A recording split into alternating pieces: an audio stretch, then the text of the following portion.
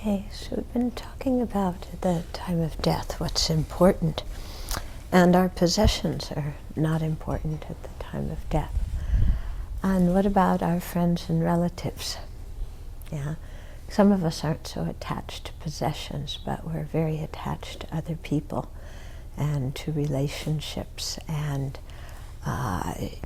everything that comes from relationships. Some people's minds are perpetually preoccupied with thinking about their near and dear ones and worrying about them, caring for them, wanting them to be happy, thinking about them all the time, and doing everything they possibly can to make their near and dear ones happy.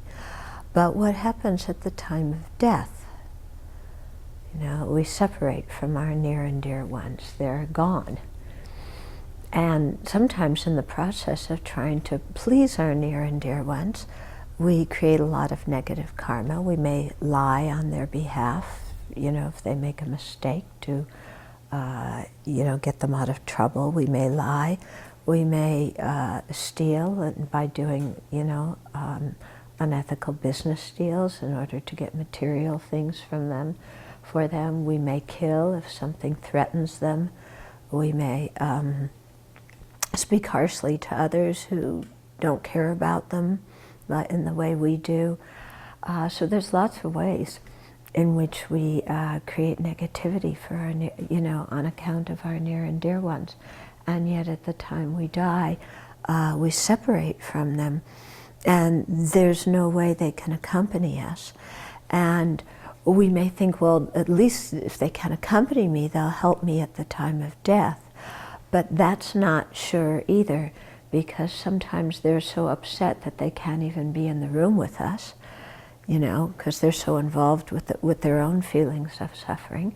And then you're trying to die, and then you're worrying about them, so you can't even focus on your own process. And I think one of the worst ways to die would be with a bunch of people attached to you, sobbing at your bedside, saying, I can't live without you, I love you, don't leave. And yet that's what we want them to say while we're alive and healthy to us. You're the most important thing in my life, don't leave me, you're always, like this. And yet at the time of death, how do you die with somebody, acting in that way? Very difficult to have a peaceful kind of death. So the question comes, just like yesterday, the question came, how do we have a healthy relationship with possessions and money, because we need them in our life.